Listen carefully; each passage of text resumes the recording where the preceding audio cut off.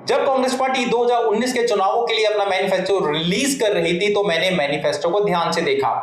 ऐसा लग रहा था कि ये कुछ कहने की कोशिश कर रहा है। फिर मैंने इंटरनेट से मैनिफेस्टो को डाउनलोड किया और उस पर ध्यान लगाया।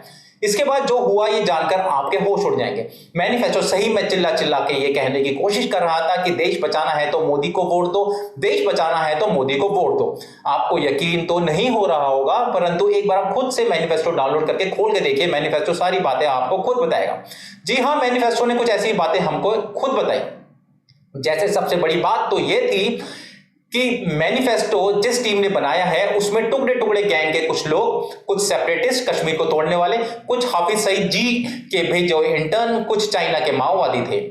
मैंने पूछा कि भाई ऐसी बातें क्यों कर रहा है। फिर मैनिफेस्टो खुद का पेज नंबर 36 और 41 खोल के बैठ गया। मैनिफेस्टो के मुताबिक सेक्शन 124A हटाया जाएगा, मतलब देशद्रोह अब अपराध नहीं होगा। अब कितना भी आप भारत तेरे टुकड़े होंगे इंशाअल्लाह इंशाअल्लाह, या भारत की बर्बादी तक जंग चलेगी, या अफजल हम शर्मिंदा है, तेरे कातिल जिंदा है, ऐसे सभी नारे कहीं भी और कभी भी लगा सकते हैं। अब आप तिरंगा को बिना किसी डर के जला सकते हैं, और जब कोई पुलवामा जैसा हमला होगा तो भारत के सैनिकों को आप खुल के गालियां दे सकते हैं, और क्लीन द नेशन जैसे ग्रुप आपका बाल भी भागा नहीं कर सकते। ऐसा करने में तो जेल नहीं होगी। अगर आप या कोई इससे भी बड़ा काम कर दे, जैसे आतंकवादी हमला या माओवादी हमला या बलात्कार, इस मैनिफेस्टो में उन लोगों को बचाने का भी जुगाड़ कर दिया गया है।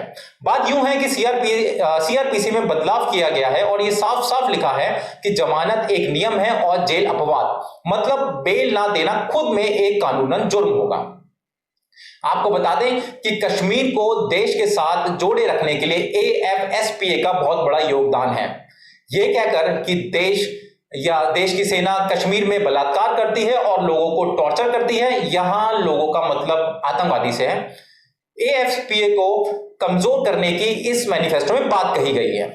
जहां कश्मीर के मुद्दे पे इन्होंने एक बार भी वहां के मूल निवासी मतलब कश्मीरी पंडितों का जिक्र भी नहीं किया, वहीं ये कांग्रेस वाले कश्मीर को तोड़ने की बात करने वालों के साथ दोबारा वार्तालाप शुरू करने की बात कर रहे हैं, जिसे मोदी सरकार पहले ही बंद कर चुकी है और उन संगठनों को बैन कर चुकी है।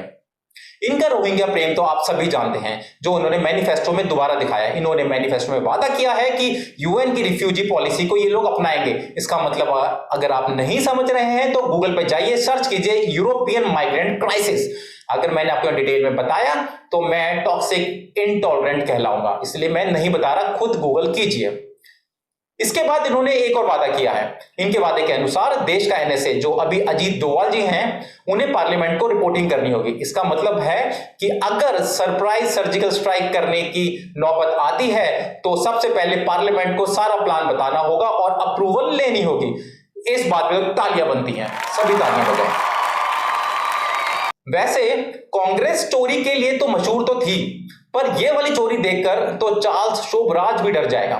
मैनिफेस्टो में लोगों ने ऐसे वादे किए हैं जो मोदी सरकार पिछले 5 सालों में पहले ही पूरे कर चुकी है, जैसे गांव तक ब्रॉडबैंड देना, मुफ्त इलाज, दवाई देना, मेयर के direct election, public toilet, armed forces का मॉडर्नाइजेशन, डोमेस्टिक डिफेंस मैन्युफैक्चरिंग। सबसे मजेदार तो ये आतंकवाद के खिलाफ कड़े कदम लेना और देश में बांग्लादेशियों को इल्लीगली घुसने से रोकना। इस पे भी तालियां बजती हैं, प्लीज तालियां बजाएं। एक मिनट, मेरा फोन आ रहा है, एक मिनट। हेलो हेलो, हाँ भाई बोल। क्या क्या क्या खरीदने जा रहा है? ताजमहल? अच्छा, पागल हो गया क्या? अच्छा भाई, मैं कोई पैसे नहीं देने वाला इसके लिए, नहीं बिल्कुल नहीं। पागल हो गया क्या? अच्छा, स्कीम भी है तेरे पास, क्या बता? अबे इतने में तो तेरी 7 पुश्तें निकल जाएगी। अबे राहुल गांधी का मैनिफेस्टो देख के आया है क्या? फोन रख, पागल बना रहा है। मेरे दोस्त है पागल, कहता है कि बैंक से लोन लेके ताजमहल खरीदेगा, और एक स्कीम भी बताई भाई साहब ने कि पहले एक मुर्गी खरीदेगा, फिर वो अंडे देगी, फिर वो मुर्गियों से और अंडे आएंगे, और अंडों से और मुर्गी आएंगी, और एक दिन इतनी मुर्गियां हो जाएंगी, पोल्ट्री फार्म इतना प्रॉफिट देगा कि वो पैसे इकट्ठा करके वो उसका लोन भर देगा। जी हाँ, बिल्कुल, राहुल गांधी की न्याय स्कीम भी ऐसी ही है। जब पूछा गया कि स्कीम के लिए 4 लाख करोड़ साल के कहां से आएंगे, तो इन्होंने कहा कि धीरे धीरे धीरे अर्थव्यवस्था में जो पैसा आएगा उससे हम ये लोगों को पैसा देंगे। कांग्रेस को ये आइडिया देने वाले अर्थशास्त्री अभिजीत बनर्जी और सैम पित्रोदा ने खुद कहा है कि इस स्कीम के लिए टैक्स बढ़ाना बहुत जरूरी होगा। ये क्लिप देखिए अगर यकीन ना आए तो। It looks like if the Congress comes to power, the burden of all these schemes will come on us, the middle class.